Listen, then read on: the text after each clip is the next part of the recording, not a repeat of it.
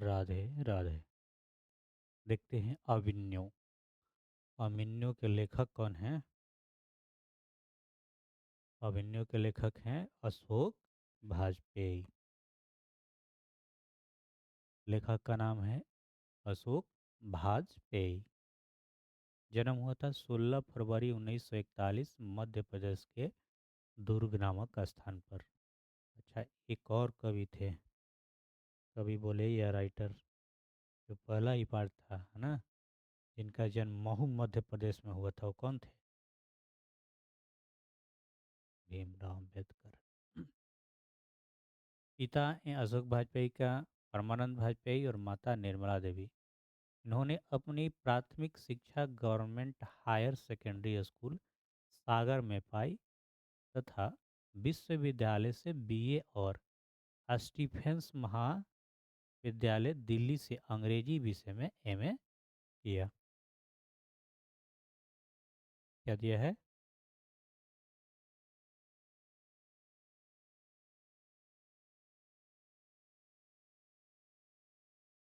दुर्ग। दुर्ग छत्तीसगढ़ में है। हाँ, ठीक है। मूल निवास क्या है? मध्य। इन्होंने अपनी प्राथमिक शिक्षा गवर्नमेंट हायर सेकेंडरी स्कूल सागर में पाई तथा सागर विश्वविद्यालय से बीए और स्टीफेंस महाविद्यालय दिल्ली से अंग्रेजी विषय में एमए किया। रचनाएं। शहर। अब भी संभावना है। अब भी संभावना है किनका लिखा हुआ है? अशोक वाजपेयी की। तो ये सब बुक है। एक पतंग अनंत में, अगर इतने से सत्पुरुष, बहुरी अकेला, थोड़ी सी जगह, घास में दुबका आकाश, अविन्यो, अभी कुछ समय के पास समय, इबादत से गिरी मात्राएं, उम्मीद का दूसरा नाम, विवक विवक्षा, दुख की छिटी, रस आदि, ये इनकी रचनाएं हैं जो मुख्य रूप से हैं। पाठ परिचय।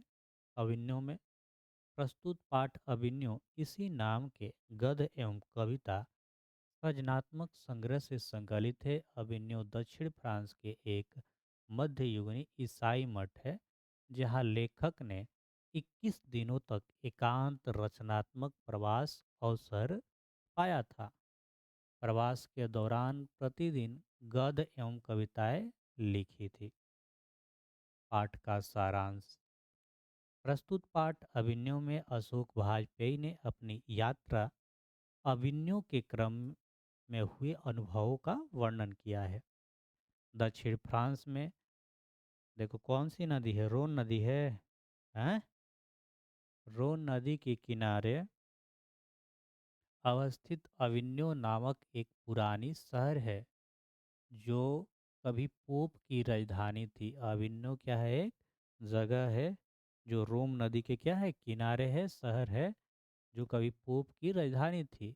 अब गर्मियों में फ्रांस तथा यूरोप के एक प्रसिद्ध एवं लोकप्रिय रंग समारोह का आयोजन हर वर्ष होता है। रोन नदी की दूसरी ओर एक नई बस्ती है जहां फ्रेंच शासकों ने पोप की गतिविधियों पर नज़र रखने के लिए एक किला बनवाया था। बाद में वहां ला शत्रुज काथूसियन संप्रदाय का एक ईसाई मठ बना जिसका धार्मिक उपयोग 14वीं शताब्दी में फ्रेंच क्रांति तक होता रहा। यह संप्रदाय मौन में विश्वास करता है, इसलिए सारा स्थापत्य मौन ही स्थापत्य था और इन इमारतों पर साधारण लोगों ने कब्जा कर लिया था और रहने लगे थे। यह केंद्र आजकल रंगमंच और लेखन से जुड़ा हुआ है। वहाँ संगीतकार, अभिनेता तथा नाटककार पुराने ईसाई चैम्बर्स में रचनात्मक कार्य करते हैं। सप्ताह के 5 दिनों में शाम को सबको एक स्थान पर रात तक भोजन करने की व्यवस्था है। अन्य दिनों नाश्ता एवं भोजन खुद बनाकर खाते हैं। यह बेहद शांत स्थान है। लेखक को फ्रेंच सरकार ने के सौजन्य से ला शत्रुज में रहकर कुछ काम करने का मौका मिला था। वहाँ पे बैठ के अपना काम कीजिए, कुछ लिखना है तो उसको लिखिए। इसलिए यह अपने साथ हिंदी का एक टाइपराइटर क्या ले गए थे, हिंदी का एक टाइपराइटर ले गए थे, 3-4 किताबें तथा कुछ संगीत के टेप्स लेते गए थे। 19 दिनों के प्रवास में इन्होंने 35 कविताएं लिखा। पूछता है कि कितना कविताएं लिखा, तो 35 कविता। कितना दिन रहे, 19 दिनों तथा 27 गद्य की रचनाएं लिखी। लेखक को यह स्थान काव्य दृष्टि से अति उपयुक्त लगा। इसी विशेषता के कारण उसने इतने कम समय में इतने अधिक लिख लिया। उसने यह अनुभव किया कि यहाँ की हर चीज़ों में अद्भुत सजीवता है। इस सजीवता को इस सजीवता मनोरमता के फलस्वरूप इतनी कम अवधि में 35 कविताएं और 27 गद्य की रचनाएं की।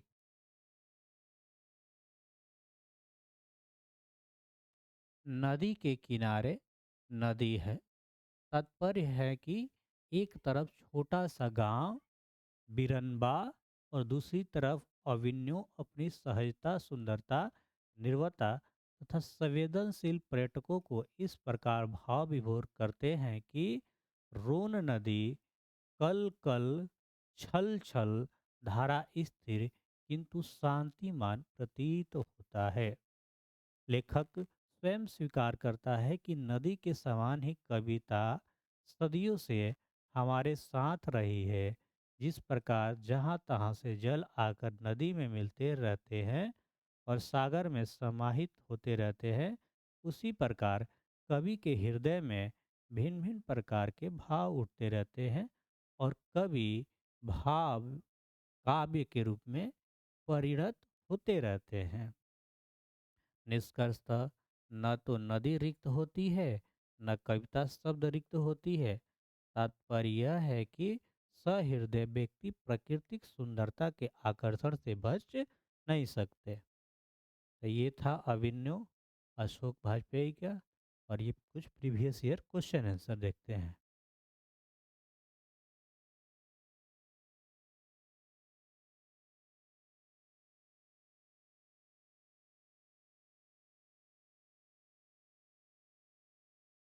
अभिनव क्या है और वो कहाँ अवस्थित है? हर बरस अभिनव में कब और कैसे समारोह हुआ करता, ये पाठ्य पुस्तक में पूछा गया है।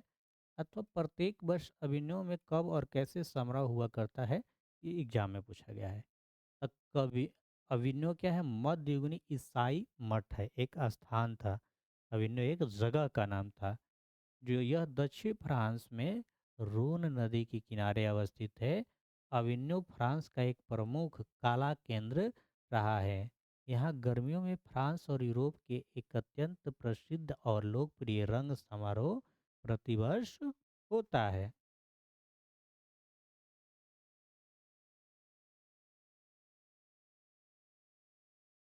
दूसरा क्वेश्चन देखेंगे। करके नदी के तट पर बैठ गए लेखक को क्या अनुभव होता है? नदी के तट पर बैठे हुए लेखक को लगता है कि जल स्थिर है, तट ही बह रहा है। उन्हें अनुभव हो रहा है कि वे नदी के साथ वह बह रहे हैं। नदी के पास रहने लगता है कि स्वयं नदी नहीं हो गए हैं, स्वयं नदी की झलक देखते हैं। प्रश्न संख्या 3 है कि नदी तट पर लेखक को किसकी याद आती है और क्यों आती है? या इसे ऐसे भी पूछा जा सकता है, अभिनव पाठ के लेखक को नदी तट पर किसकी याद आती है और क्यों? नदी तट पर लेखक को विनोद कुमार शुक्ल की एक कविता याद आती है, क्योंकि लेखक नदी तट पर बैठकर अनुभव करते हैं कि वे स्वयं नदी हो गए हैं। इसकी बात की पुष्टि करते हुए शुक्ल जी ने नदी के चेहरा लोगों से मिलने जाने की बात करते हैं।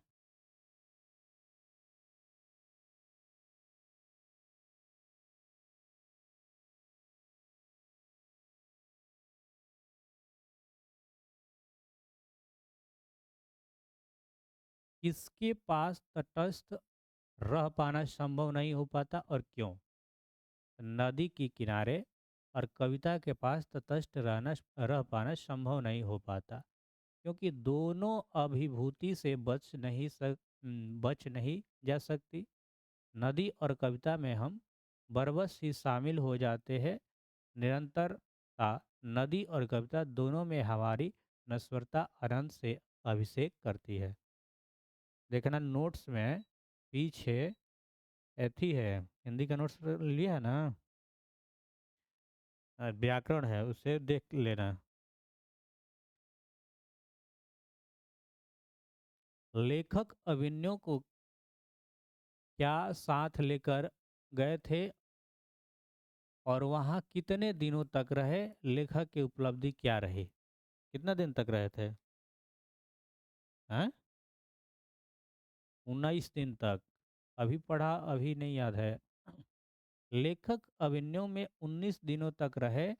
वे वहाँ अपने हिंदी का टाइपराइटर और 3-4 पुस्तकें और कुछ संगीत के टेप्स ही ले गए थे।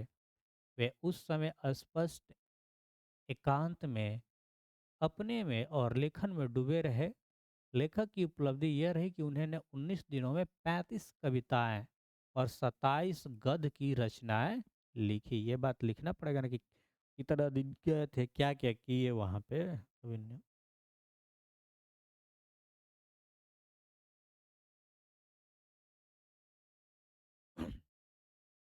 मनुष्य जीवन से पत्थर की क्या समानता है और क्या विषमता है? तो मानवीय जीवन में सुख और दुख के समय व्यतीत होते हैं। जीवन परिवर्तनशील पथ पर अग्रसर होता है। मानव उतार चढ़ाव देखता है। पत्थर भी मानव की तरह परिवर्तनशील समय का सामना करता है। पत्थर भी शीत ताप दोनों सान्निध्य पाता है। मानव अपनी प्राचीन गाथा को गाता है। पत्थर भी प्राचीनता को अपने में सहेजे रखता है। मानव अपनी भावनाओं को प्रकट करता है परंतु पत्थर मूक रहता है। मूक मतलब चुप रहना। अब इससे संबंधित हम ऑब्जेक्टिव क्वेश्चन आंसर वाला दिखा दे रहे हैं कि कैसा है। अब एक बार सेट मारे ना।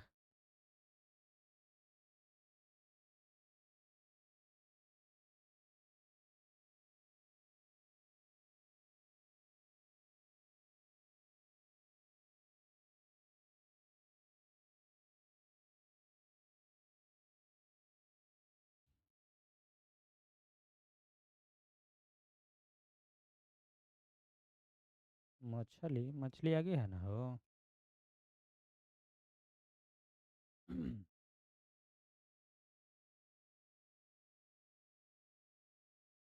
देख, अभी जो चैप्टर पढ़े हैं उससे संबंधित ये क्वेश्चन आंसर है। अशोक वाजपेयी का जन्म कब हुआ था? किताब में भी मिला लोगे, यही दिया हुआ है ना, 16 जनवरी 1941।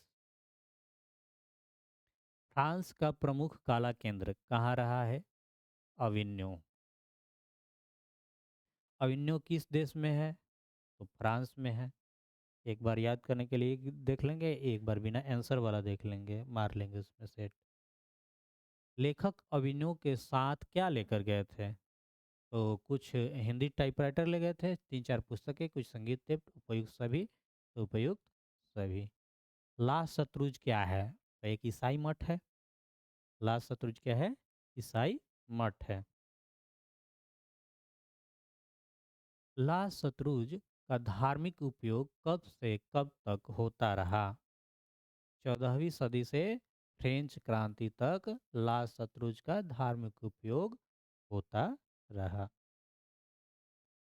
चलिए प्रश्न संख्या 7 पे आते हैं।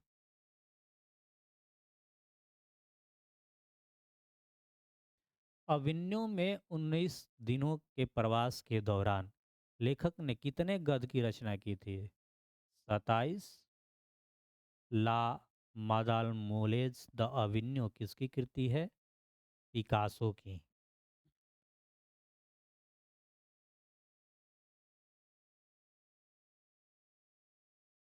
बिलनत्व क्या है? तो बिलनत एक छोटा सा गांव है।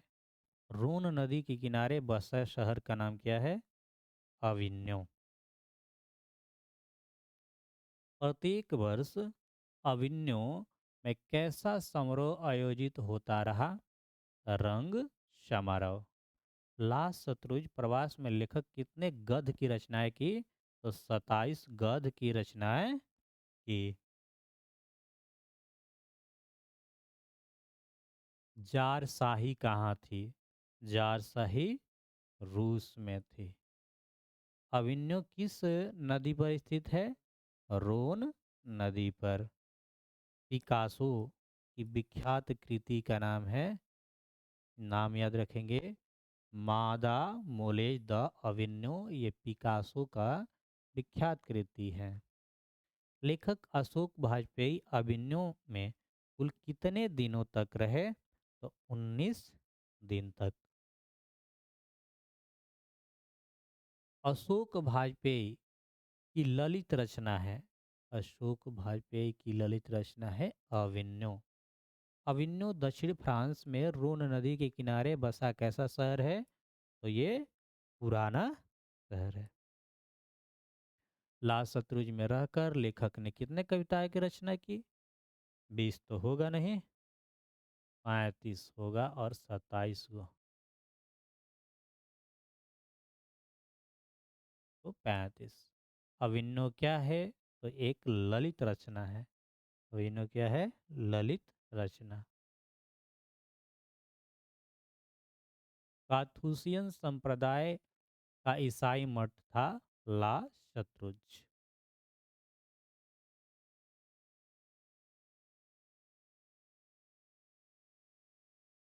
नदी के किनारे भी नदी है। गद्य काव्य किसकी कृति है? अशोक वाजपेयी की। शहर अम्भी संभावना है कृति किसकी है? तो ये अशोक वाजपेयी की है। प्रमुख रचना में यह नाम दिया था बुक का। कुमार गंधर्व क्या है?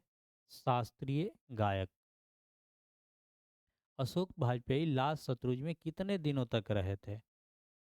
19 दिनों तक। हो जाएगा, क्या हो जाएगा? 19 दिन। अशोक वाजपेयी 24 अक्टूबर से 10 नवंबर 1994 तक कुल कितनी रचनाएं की? तो 35 कविता और 27 गद्य। एक ही बात को दो तीन बार दिया गया, याद हो जाएगा। अभिन्यो फ्रांस के एक प्रमुख रहा है, क्या रहा है? कला केंद्र। पिकासो किसकी प्रसिद्ध शीर्षक है? ये है द मादा मोलेज द अभिन्यो।